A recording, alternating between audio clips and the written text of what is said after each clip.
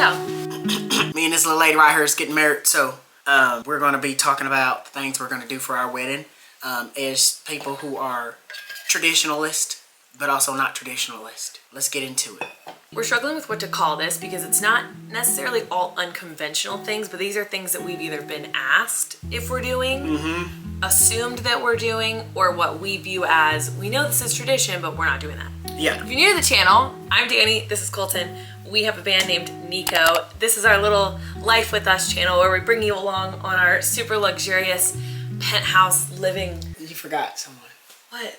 Oh my goodness.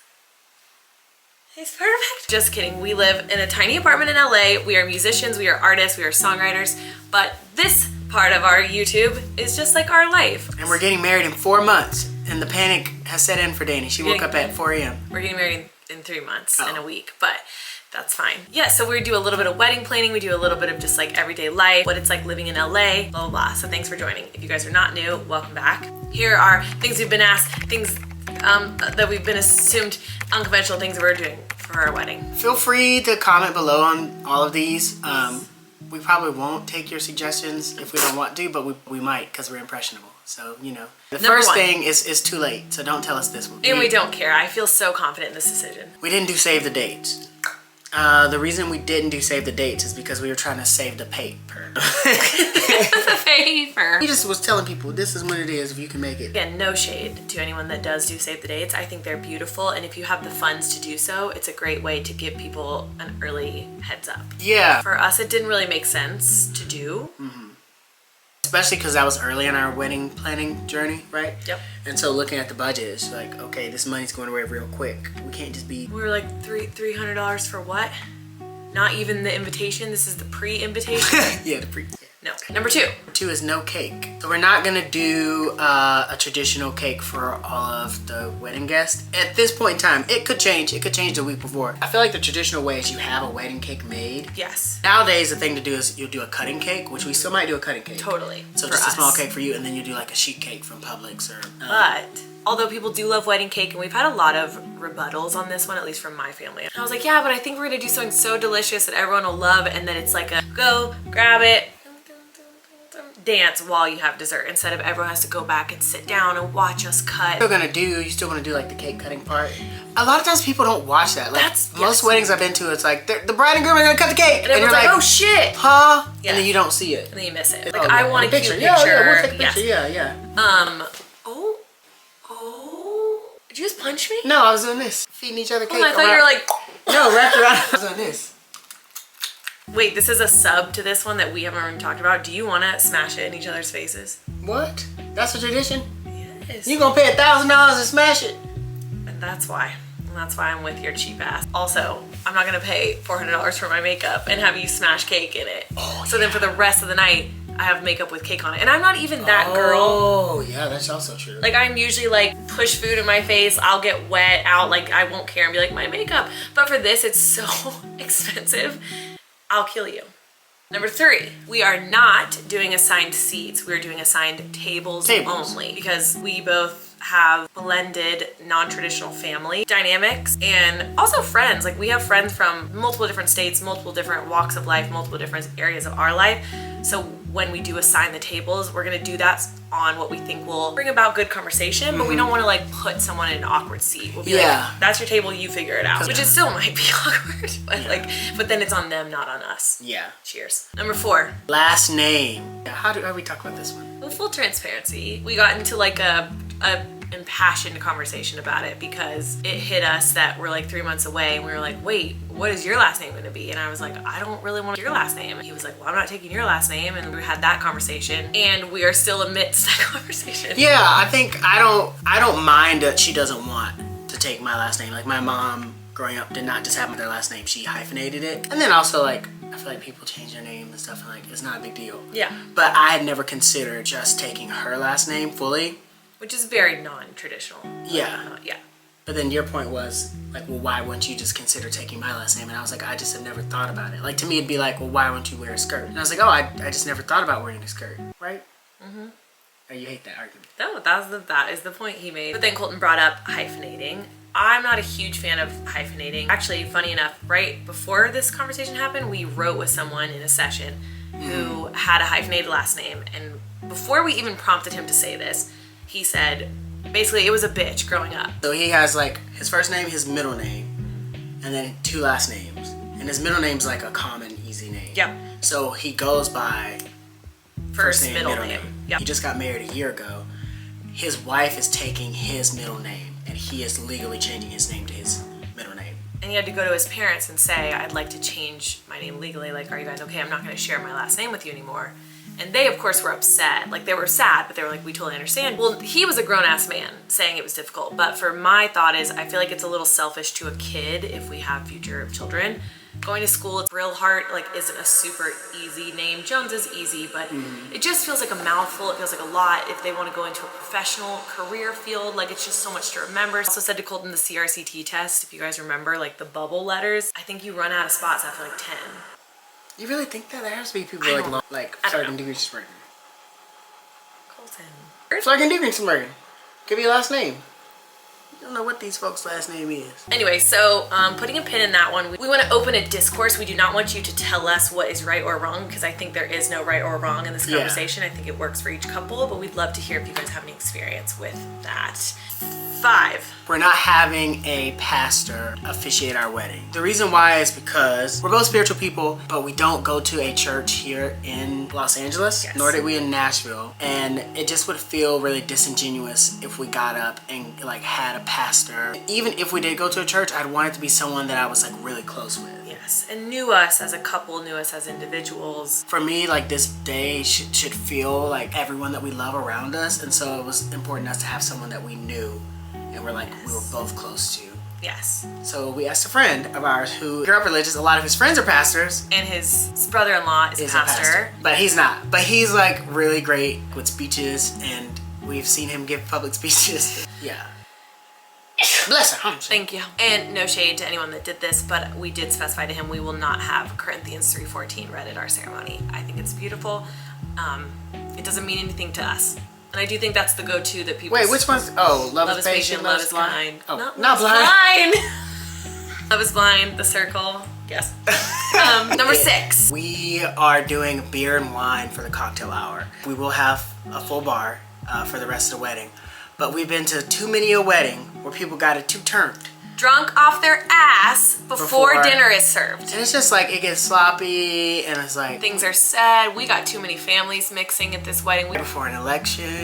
It is an election year, and I really hope this isn't too niche, but like if any of you guys have extended family that don't see exactly eye to eye politically or economically, alcohol just never makes those conversations better. We love conversations. We do not love drunk conversations. Yes, and drama. We're trying to have a drama-free wedding. We feel like this is a good way to do that. So yes, the cocktail hour will only be beer and wine, even though it's a cocktail hour.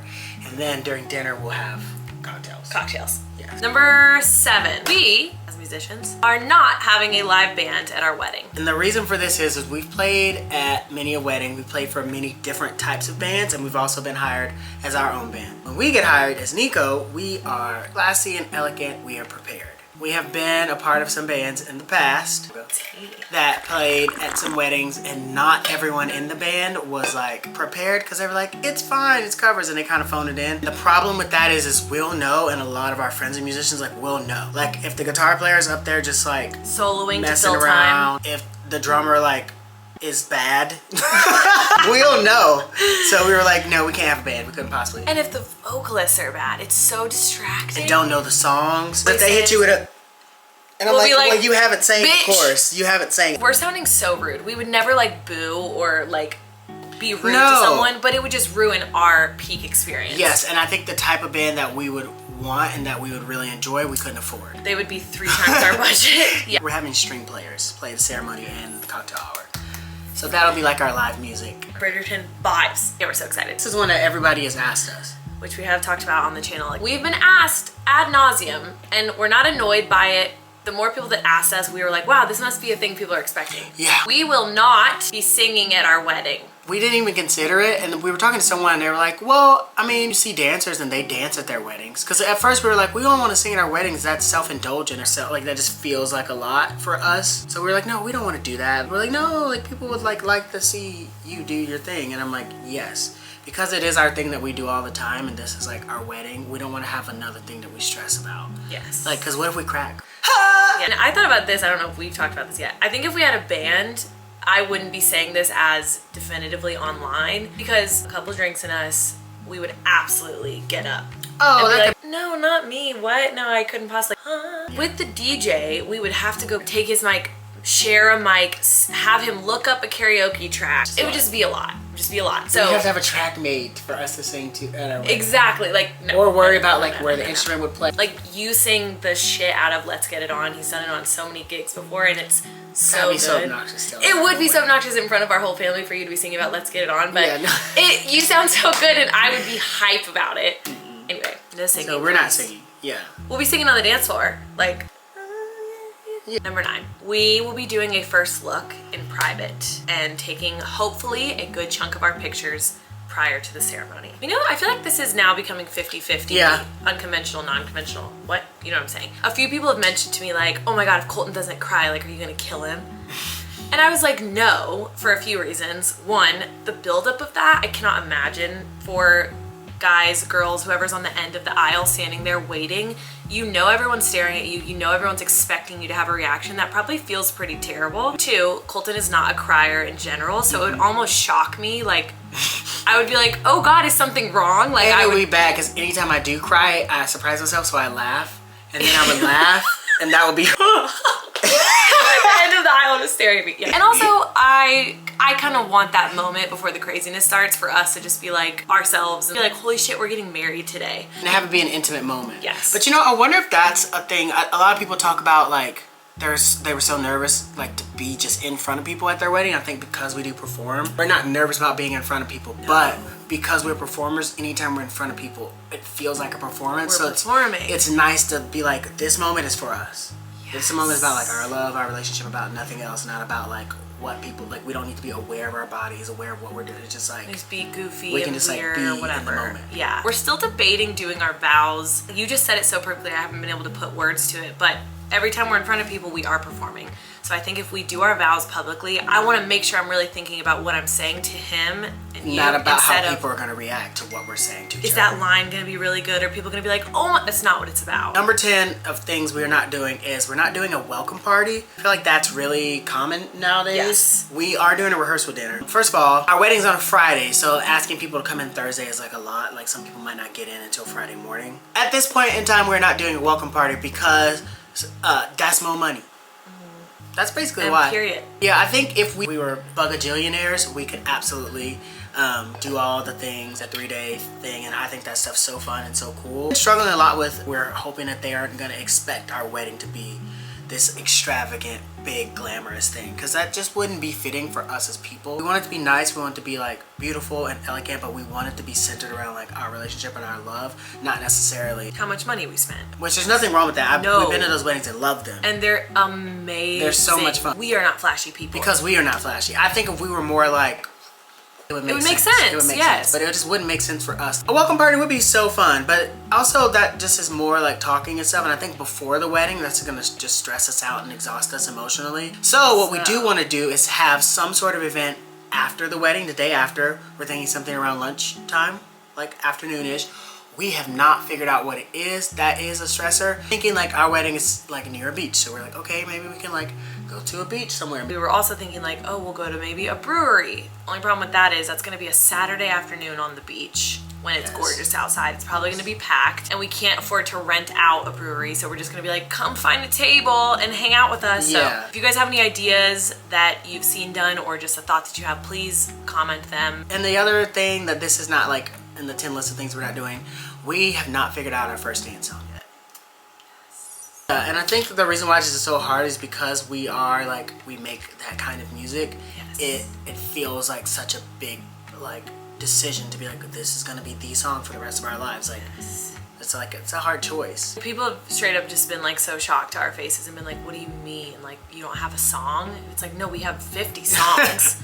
We have so many songs that have bookmarked moments in our life because all we do is live Sing. around songs. Yeah. We're not sure. Should we say what we're thinking maybe or no? No, let's not. Yeah.